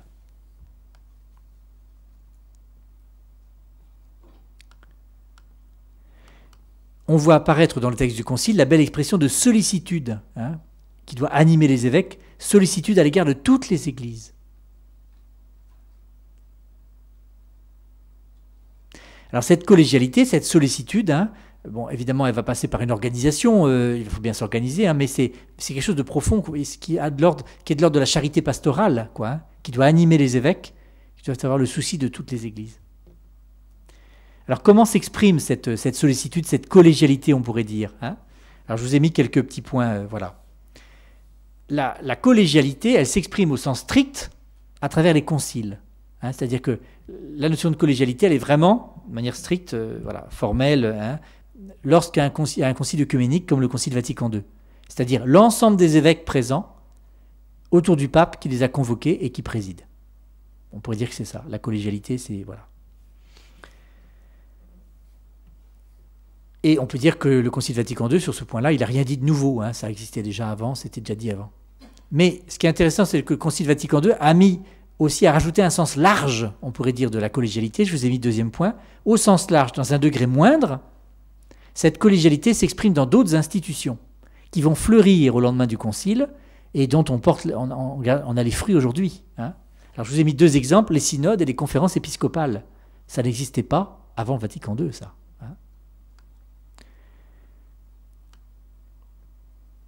Alors bon, sans parler directement de collégialité, collégialité au sens large, on parle d'esprit collégial. Bon, dans les textes, il y a un document épiscopat qui vient de sortir là au mois d'août 2012, c'est pas vieux, justement là-dessus sur la collégialité épiscopale. En disant attention à la dérive de dire que la collégialité épiscopale s'exerce partout, quoi. Voilà, elle s'exerce au sens strict uniquement au concile. Bon, c'est-à-dire que ça engage les évêques uniquement quand c'est un concile. Quand c'est une assemblée d'évêques, ils s'éclairent les uns les autres, mais ça ne les engage pas. Vous voyez, prenons un exemple. La conférence des évêques de France. Ils se réunissent 2 fois par an, vous savez, à Lourdes. Ils viennent de le faire au mois de novembre. Ils se retrouvent ensemble, ils font connaissance, ils se connaissent, etc. Ils échangent avec fruit. On peut imaginer. Mais quand les évêques retournent chez eux, il ne leur est pas imposé d'appliquer ce que la conférence des évêques a réfléchi. On peut penser que s'ils ont réfléchi ensemble, ils se sont mis d'accord. Et donc chacun, rentrant dans son diocèse, a envie de mettre en œuvre tel ou tel point de la conférence. Mais ça, au niveau du droit de l'Église, vous voyez, c'est pas imposé. S'il y a un évêque qui n'est pas d'accord, qui dit ben non, moi je ne m'y retrouve pas, il n'est pas obligé de mettre ça en œuvre dans son diocèse. Mais en même temps, ils sont collectivement responsables, donc voilà, donc ils ont quand même à essayer d'avancer dans le même sens. Mais vous voyez, c'est pas du même ordre. Alors donc, 2 exemples, je vous pointe de la collégialité épiscopale dans un sens large, les synodes des évêques. On vient d'entendre parler d'un en octobre dernier, le synode sur la nouvelle évangélisation. Voilà. Alors c'est quoi un synode au niveau universel? C'est un ensemble d'évêques qui sont convoqués, qui peuvent être élus par les évêques d'un coin, etc., ou choisis par le pape. Enfin, il y a différentes modalités. Donc, on pourrait dire des représentants qui sortent des évêques, qui se retrouvent à Rome autour du pape pour aider le pape à éclairer une question qu'il désire qui soit mise à l'éclairage. En l'occurrence, là, le pape Benoît XVI avait dit autour de la nouvelle évangélisation, j'ai besoin d'éclairage. Le synode des évêques, c'est donc un ensemble d'évêques qui se retrouvent pendant un certain temps. Et puis, au bout du compte, à la fin du synode, en général, ils ne publient rien. Avez-vous vu publier les résultats du synode là, sur la nouvelle évangélisation? Non? Ah, c'est bizarre. Mais c'est normal. Parce qu'en fait, ils ne publient pas il donne au pape l'éclairage, et en général, le pape, au bout de quelques temps, publie une encyclique, une lettre, qui est justement le fruit du synode. C'est comme ça que ça se passe. Vous voyez ? Par exemple, le synode de 2008 sur la parole de Dieu, un synode qui était important, eh bien, a permis au pape Benoît XVI ensuite de publier une lettre sur le Verbe de Dieu, Verbum Domini. Voilà. Bon, c'est le fruit de la réflexion du synode, on peut espérer, en tout cas. Voilà. Donc ça, c'est les synodes. Ça, c'est quand même vraiment nouveau dans le mode de fonctionnement de l'Église. Voilà, ce côté plus collégial, vous voyez. Le pape ne décide pas tout seul, et il ne décide pas avec les gens de la curie, qui sont là pour travailler aussi pour l'aider, mais il travaille en demandant un éclairage de l'ensemble des évêques. Alors on ne peut pas réunir un concile tout le temps, ça serait lourd. Donc plutôt que réunir tous les évêques, ils sont plus de 6000 je crois maintenant dans le monde, ça ferait lourd. Bon ben voilà, on a des représentants des évêques pour une question. Deuxième exemple que je voulais donner, c'est les conférences épiscopales, mais je viens d'en parler déjà. Les conférences épiscopales qui se sont énormément répandues depuis leur officialisation en 1965. Voilà. Pratiquement tous les évêques dans les pays du monde se réunissent entre eux. Les conférences épiscopales en général fonctionnent par pays ou par langue, enfin par grande région. Mais ça c'est vraiment un phénomène massif, pour essayer justement de créer une sorte d'esprit collégial, une entraide entre évêques, pour avoir le souci les uns des autres. Donc nous en France, c'est... Autrefois en France, il y a quelques années, il n'y avait qu'une seule assemblée d'ailleurs. Et puis maintenant, ils sont passés à 2 par an. Ce qui veut dire que, voilà, ils ont vraiment ce désir de travailler ensemble. Dernier point, Église universelle et Église particulière. Ce qu'on appelle les églises particulières, donc c'est les diocèses en gros. Il y a quelques exceptions, mais pour la majorité, c'est les diocèses. C'est une remarque que je voudrais faire là, c'est un peu difficile à mettre en place. Il y a la notion d'église universelle et puis la notion d'église particulière. Bon. Quelquefois, on pense à tort que nos diocèses seraient un peu comme des succursales de l'église universelle. C'est pas comme ça. Chaque diocèse, c'est vraiment l'église. C'est pas une succursale de l'église, c'est l'église. C'est le peuple de Dieu qui est à Bayeux. On dit ça, quelquefois on entend ça dans nos rassemblements. Voilà. L'Église, le peuple de Dieu, pour reprendre l'expression du Concile, l'Église qui est à Bayeux. C'est pas l'Église de Bayeux, c'est l'Église qui est à Bayeux. Voilà. C'est l'Église universelle qui est présente. Alors, quelquefois on prend l'exemple d'un gâteau. Vous savez, quand un bon gâteau avec les bons gâteaux avec plusieurs couches. Je sais pas pourquoi on peut imaginer un fraisier, donc qu'est-ce qu'on peut mettre? Je sais pas, des fraises. Alors voilà, en haut, après un peu de crème. On est en Normandie quand même, de la crème. Des fraises, qu'est-ce qu'on peut mettre en dessous? Je sais pas quoi, un peu de... Je connais rien, moi, de la pâte. Puis après, bon. Ah, génoise, voilà, de la génoise, formidable. D'accord, vous imaginez plusieurs couches. Je sens que vous salivez déjà. Alors après, il y a 2 solutions pour couper le gâteau. Soit vous le coupez à l'horizontale. Il y a quelqu'un qui mange toutes les fraises. Alors ça, c'est vos enfants ou vos petits-enfants quand ils viennent. Oh, une tarte aux fraises. Oh, il n'y a plus de fraises. Ils ont mangé les fraises, ils ont oublié de manger la tarte. Voilà. Ça, c'est un bon. Ça, du coup, mais non, l'église, c'est pas ça. On coupe dans le sens vertical. C'est-à-dire qu'on a un peu de tout. J'ai quelques fraises, j'ai un peu de génoise, j'ai un peu de crème, voilà, bon, j'ai un peu de tout. Voilà. Et ben on pourrait dire que c'est comme ça. L'église, l'image d'ailleurs est prise, voilà. L'église, c'est l'ensemble de tout ce qu'il faut pour la vie chrétienne dans un diocèse. C'est pas de la tarte, c'est du gâteau. Mais voilà, c'est la notion d'église, quoi. L'église, elle est vraiment présente dans chaque église particulière. Chaque église particulière n'est pas qu'un petit morceau de l'église. Elle est vraiment l'église. On parlera d'une portion du peuple de Dieu. Mais une portion au sens, vous voyez, on a tout ce qu'il faut. Un chrétien, dans un diocèse, doit pouvoir trouver tout ce dont il a besoin pour sa vie chrétienne. Voilà. Voilà. Et c'est vraiment l'église qui est présente dans un diocèse. L'église unique du Christ existe dans les églises particulières. Voilà. Mais en même temps, l'église, elle n'existe que par les églises particulières aussi. Parce qu'il n'y a pas d'église désincarnée. L'église ne peut être qu'incarnée. L'église, elle est forcément quelque part. L'église, c'est des gens concrets. L'évêque de Rome, c'est un évêque. Rome, c'est un diocèse. Alors, il a une place particulière, le pape, mais il n'y a pas d'église universelle, vous voyez, au sens où quelque chose planerait au-dessus des diocèses, au-dessus des églises particulières. Ça n'existe pas, ça. L'église, elle est forcément incarnée à travers des églises particulières. Et il y a une église particulière, l'église de Rome, hein, qui a un statut particulier parce que son évêque est aussi en même temps le pape, donc il a une place particulière. Pour vivre, permettre la communion entre les évêques. Ça va? C'est important. Hein. Alors les églises particulières, hein, elles sont églises dans la mesure où elles sont en communion les unes avec les autres. Et en communion avec l'église de Rome.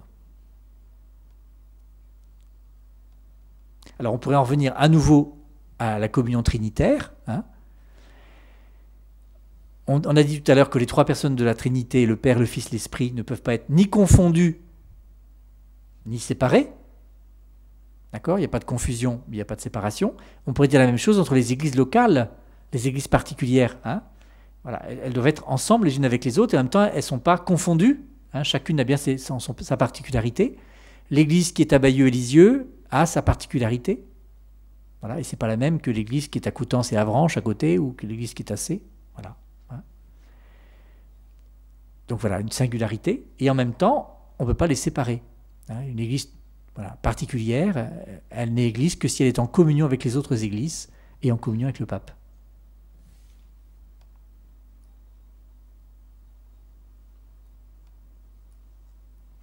Voilà, fin de cette deuxième grande partie. Alors je vais maintenant aller plus vite, j'en suis désolé parce qu'au niveau du temps, voilà, on est coincé un peu par le temps, hein. Je voudrais quand même dire quelque chose d'important par rapport aux laïcs. Donc c'est le chapitre 4 de la Constitution qui parle de la place des laïcs. Hein. C'est consacré aux laïcs, le chapitre 4. J'aurais pas dû mettre la diapo tout de suite parce que vous avez déjà la réponse. Mais il est intéressant le chapitre 4 parce qu'il donne une définition des laïcs. Je pense que la plupart d'entre vous, vous êtes laïcs ici, non? La plupart, hein. Bon, même les religieuses, vous êtes laïcs, hein. Voilà. Vous n'êtes pas ordonnés. Enfin, vous êtes peut-être plus ordonnés que moi, qui suis un peu des fois désordonné, mais ça c'est autre chose. Chapitre 4, donc sur les laïcs. Il y a 3 définitions qui sont données des laïcs. Dans le numéro 31, hein, le numéro 31 Lumen Gentium. Première définition, c'est une définition très classique, qui apparaissait déjà avant, mais qui est une définition négative. Les laïcs, c'est ceux qui ne sont pas ordonnés. Bon, c'était déjà dit avant, hein, vous savez, début du XXe siècle, quand vous regardez les définitions de l'Église, hein, l'Église, c'est une société inégale, faite des pasteurs qui sont ordonnés, et puis des fidèles qui doivent suivre. Hein, voilà, ça c'était début du XXe. Bon. Mais c'est ça, hein, bon. Les laïcs, hein, ce sont les fidèles qui ne sont pas dans l'ordre sacré de l'ordination. Bon, voilà, donc là, pas très intéressant, négatif. 2 autres définitions sont données. La deuxième est déjà un peu plus intéressante, toujours dans le numéro 31, hein, mais dans un autre paragraphe. Les fidèles sont ceux qui, étant incorporés au Christ par le baptême, intégrés au peuple de Dieu, je trouve la belle expression, hein, participent à leur manière de la fonction sacerdotale, prophétique et royale du Christ, exercent pour leur part, dans l'Église et dans le monde, la mission qui est celle de tout le peuple chrétien. Je vous la relis déjà, non? Peut-être vous allez me dire ce que vous en pensez. Sont ceux qui, incorporés au Christ par le baptême, incorporés au peuple de Dieu, participent donc à la fonction sacerdotale, prophétique et royale du Christ, exercent dans l'Église et dans le monde la mission qui est celle de tout le peuple chrétien. Qu'est-ce que vous en pensez? Est-ce que ça définit les laïcs, ça? Question piège. Hein. Moi, comme prêtre, je relis incorporé au Christ par le baptême. Est-ce que je le suis? Intégré au peuple de Dieu, participant à la fonction sacerdotale, prophétique, royale du Christ. J'exerce pour ma part dans l'Église et dans le monde la mission qui est celle de tout le peuple chrétien. Ben oui. Ça, c'est la définition pour tout baptisé. C'est la définition qu'on peut dire être rattaché au peuple de Dieu. Rappelez-vous le chapitre 2 de la Constitution sur l'Église. Le peuple de Dieu désigne l'ensemble des baptisés. Laïcs et ordonnés, y compris évêques. Et parmi les évêques, le pape aussi. D'accord? C'est ça la notion de peuple de Dieu. Ce n'est pas le peuple au sens, le peuple par rapport à leur chef. C'est l'ensemble des baptisés. Donc cette définition, elle est très belle. Je voyais Béatrice qui disait qu'elle est quand même mieux que la première. N'empêche qu'elle est insuffisante parce qu'elle ne caractérise pas les laïcs. Puisqu'elle est vraie pour tout baptisé. Mais il y a une 3e définition. Et ça qui est intéressant, hein. une troisième définition dans le paragraphe suivant, toujours du Lumen Gentium 31, qui est beaucoup plus intéressante et qui va caractériser les laïcs de manière spécifique, en disant le caractère séculier et le caractère propre et particulier des laïcs. Le caractère séculier, c'est-à-dire dans le siècle, dans le monde, le caractère séculier et le caractère propre et particulier des laïcs. Et je vais vous lire la suite parce que c'est vraiment un très beau texte. Hein. En effet, les membres de l'ordre sacré, donc les ministres ordonnés, hein, bien qu'ils puissent se trouver engagés dans les choses du siècle, restent, en raison de leur vocation particulière, principalement et expressément ordonnés au ministère sacré. Donc autrement dit, on dit pour les ministres ordonnés, leur place première n'est pas dans le monde. Ils peuvent l'être, mais enfin, c'est pas leur première tâche. Hein. C'est d'abord d'être là pour rassembler les baptisés. Les religieux, de leur côté, en vertu de leur état, attestent d'une manière éclatante et exceptionnelle que le monde ne peut se transfigurer et être offert à Dieu en dehors de l'esprit des béatitudes. Bon, très beau pour les religieux. Hein. Voilà. Ça continue. La vocation propre des laïcs consiste à chercher le règne de Dieu précisément à travers la gérance des choses temporelles qu'ils ordonnent selon Dieu. Voilà. Ils vivent au milieu du siècle, c'est-à-dire engagés dans tous les divers devoirs et travaux du monde, dans les conditions ordinaires de la vie familiale et sociale, dont leur existence est comme tissée. À cette place, ils sont appelés par Dieu pour, alors si je vous ai mis ce petit passage-là, hein, ils sont appelés par Dieu pour travailler comme du dedans à la sanctification du monde, à la manière d'un ferment. Voilà. Voilà le caractère spécifique des laïcs, c'est d'être dans le monde, à la manière d'un ferment, en exerçant leur propre charge sous la conduite de l'esprit évangélique, pour manifester le Christ aux autres avant tout par le témoignage de leur vie, rayonnant de foi, d'espérance et de charité. C'est à eux qu'il revient d'une manière particulière d'éclairer et d'orienter toutes les réalités temporelles auxquelles ils sont étroitement unis. Voilà. Donc je trouve que c'est très important ça. Hein. Le laïc donc est défini par le Concile Vatican II comme celui qui dans l'Église se caractérise par son engagement dans le monde.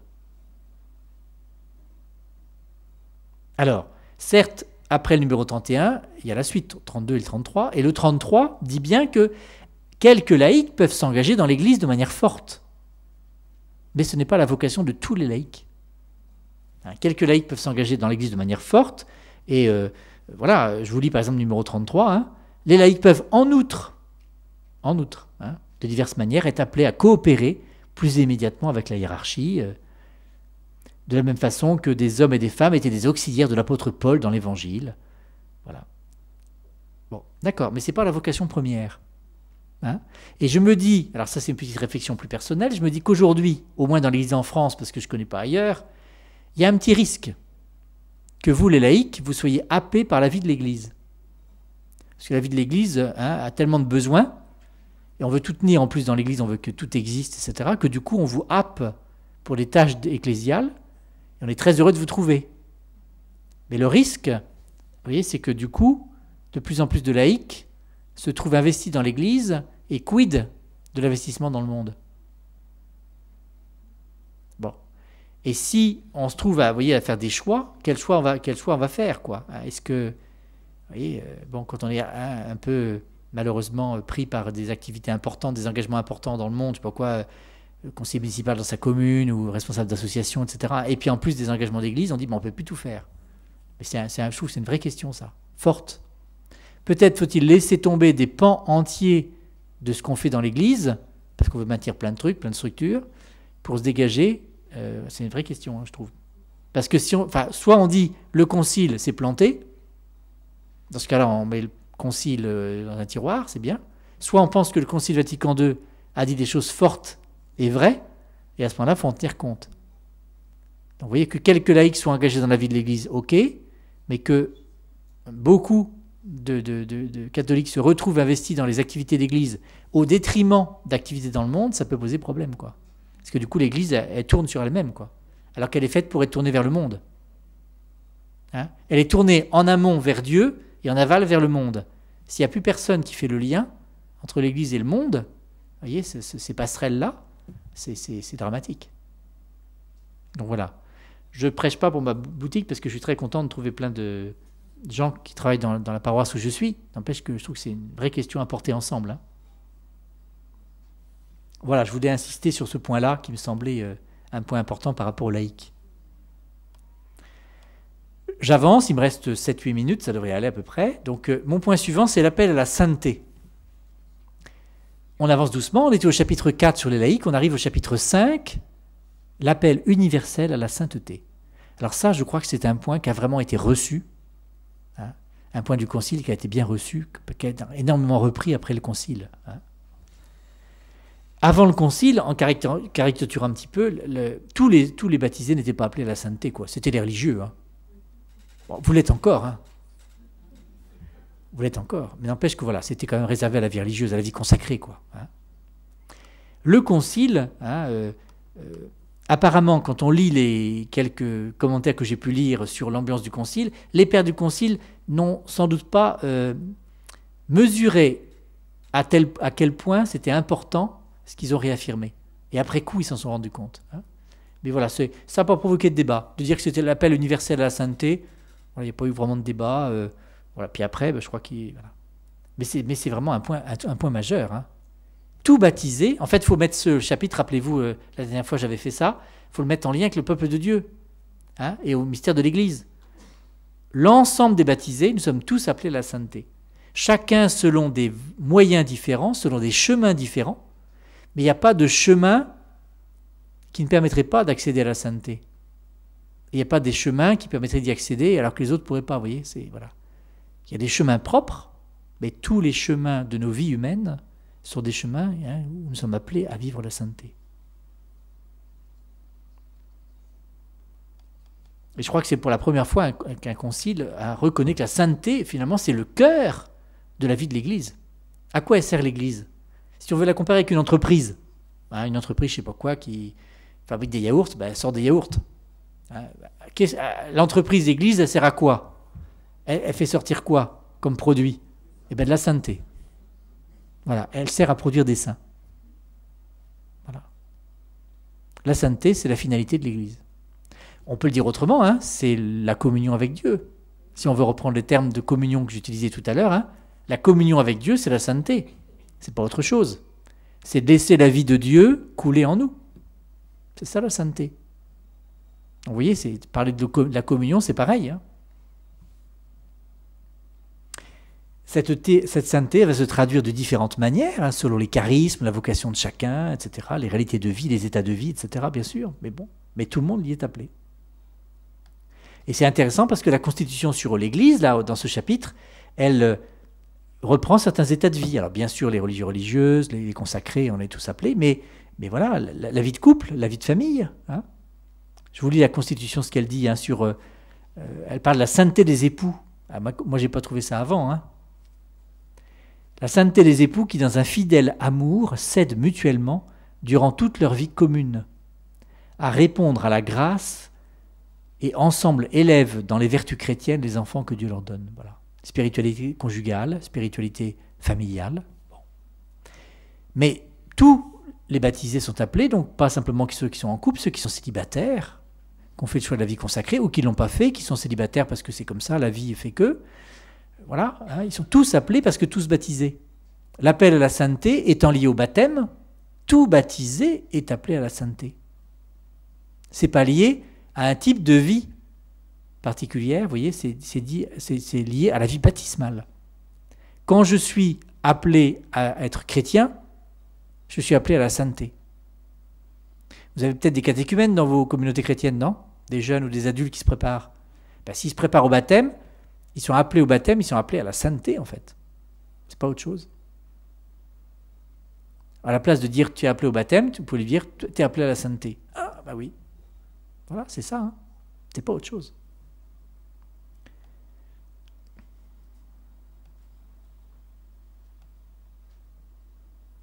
La sainteté, c'est permettre à Dieu de dresser sa tente dans le monde. C'est ça, on peut le dire aussi comme ça. Hein. Rappelez-vous ce que j'ai dit de la communion. La communion, c'est d'abord la communion de Dieu avec les hommes. Hein. Voilà, c'est d'abord descendant, je vous ai dit, hein, c'est d'abord vertical et dans le sens descendant. Ben nous, on est réceptacle, on est des temples, hein, temples pour accueillir la présence de Dieu, pour que Dieu habite ce monde. Voilà la sainteté. C'est pas d'abord l'effort de l'homme, hein, pour avancer vers Dieu de manière héroïque, même si ça a sa place, mais c'est d'abord dans l'autre sens. C'est d'abord être accueillant à la grâce de Dieu qui va se répandre dans les cœurs et du coup se répandre dans le monde. Alors ça, le Concile insiste sur ce côté descendant. Voilà.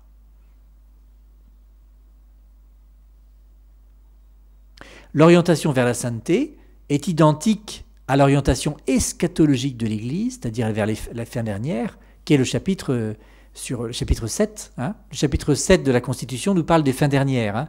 Vers quoi va l'Église? Elle va vers le royaume. C'est un très beau chapitre, hein, qui nous invite on va rentrer dans le temps de l'Avent à partir de dimanche prochain. Ben, ce temps de l'Avent, c'est un temps où justement on se rappelle qu'on est en attente, hein, que voilà, on attend Dieu qui vient et on va vers un horizon qui est le royaume. Ben, ce royaume, il vient, il se construit dans la mesure où nous on l'accueille dans notre vie concrète.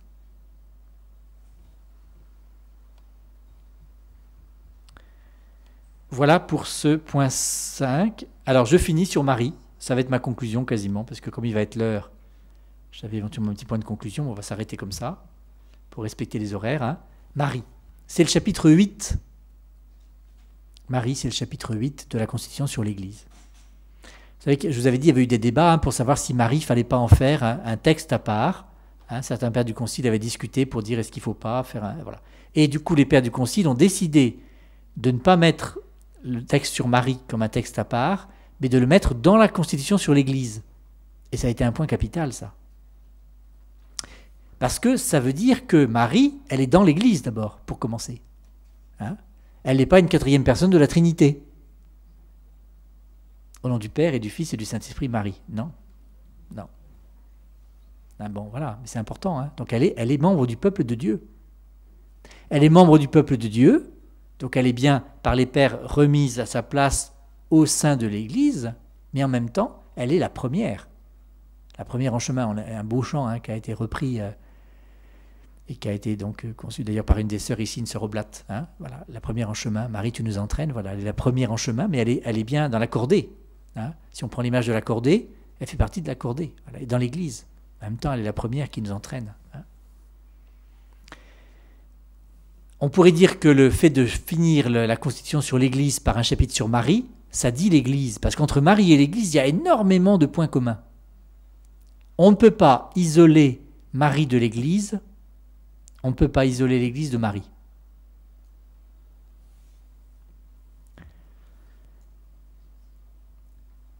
Même si on s'aperçoit que le débat des pères du Concile, c'est intéressant, parce que ça ne s'est pas joué à grand-chose. Hein. Finalement, ils ont hésité à mettre Marie dans un autre texte, etc. Ça, voilà. Au niveau de l'histoire, de la manière dont ça s'est mis dans le texte, on s'aperçoit que ça n'a pas joué à grand-chose. C'était presque, on pourrait dire, presque occasionnel, finalement, au niveau des pères. N'empêche que du point de vue théologique, finalement, c'est un coup du Saint-Esprit, ça. C'est-à-dire que c'est vraiment... Enfin, après coup, les commentaires disent, mais vraiment, elle a trouvé sa place, quoi.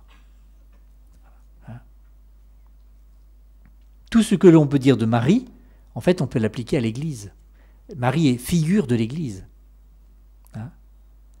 Toute la mariologie, donc la pensée théologique sur Marie, hein, en fait, peut être située comme une ecclésiologie. C'est-à-dire que voilà, le mystère de Marie éclaire le mystère de l'Église. Et inversement, le mystère de l'Église éclaire le mystère de Marie. Hein? Prenons quelques exemples. On dit que Marie est vierge et mère. Ben, on le dit aussi de l'Église. Elle porte le poids de l'histoire, etc. Elle souffre et néanmoins elle est déjà tendue vers le ciel. On dit tout ça de l'Église. On pourrait dire que l'Église, elle est comme anticipée par Marie. L'Église est anticipée par Marie. Voilà. Elle est personnifiée en Marie. Hein? Et à l'inverse, hein, Marie porte en elle tout le mystère de l'Église. Donc vraiment, c'est un très beau chapitre que je vous invite à lire. Hein. Voilà. Alors, je vous ai mis un petit médaillon de Marie couronnée d'étoiles. Hein, c'est un chant qu'on aime bien. Hein. Couronnée d'étoiles, c'est un chant qu'on prend beaucoup. Je suis étonné, moi, je m'occupe d'un foyer de jeunes notamment là à côté, et je suis étonné très souvent à la prière le lundi, ils prennent ce chant-là, ils l'aiment beaucoup, et c'est pas la première année, ça revient tous les ans, et je me dis, il y a quelque chose de profond là, hein, dans notre désir de prier Marie. Voilà. Mais Marie est couronnée d'étoiles, quand on chante ce chant, on peut l'appliquer à l'Église. Tout à fait. Ce qu'on chante de Marie, on peut l'appliquer à l'Église. Et c'est pas pour rien que dans nos célébrations eucharistiques, souvent, on finit avec un chant à Marie. Je crois que c'est quelque chose de très fort, de très profond, c'est que, au fond, la liturgie, l'Eucharistie fait l'Église, je vous ai dit, voilà. Et quelque part, eh bien, Marie, elle trouve sa place. Alors, elle trouve sa place comme chant final, tout comme là, elle est dans le chapitre 8, qui est le chapitre final de la Constitution sur l'Église. Donc, je trouve qu'il y a vraiment quelque chose de très profond là. Alors surtout, ne séparons pas Marie de l'Église, quoi.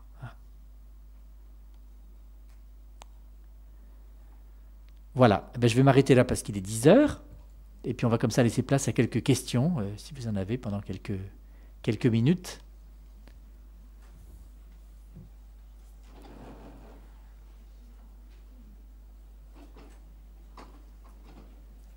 Voilà. Alors s'il y en a voilà, c'est fort là. Quelques questions, quelques réactions, quelques apports possibles. Merci beaucoup Thomas, à régler. Je parle un peu loin, ça va bien résonner. Je suis assez surpris.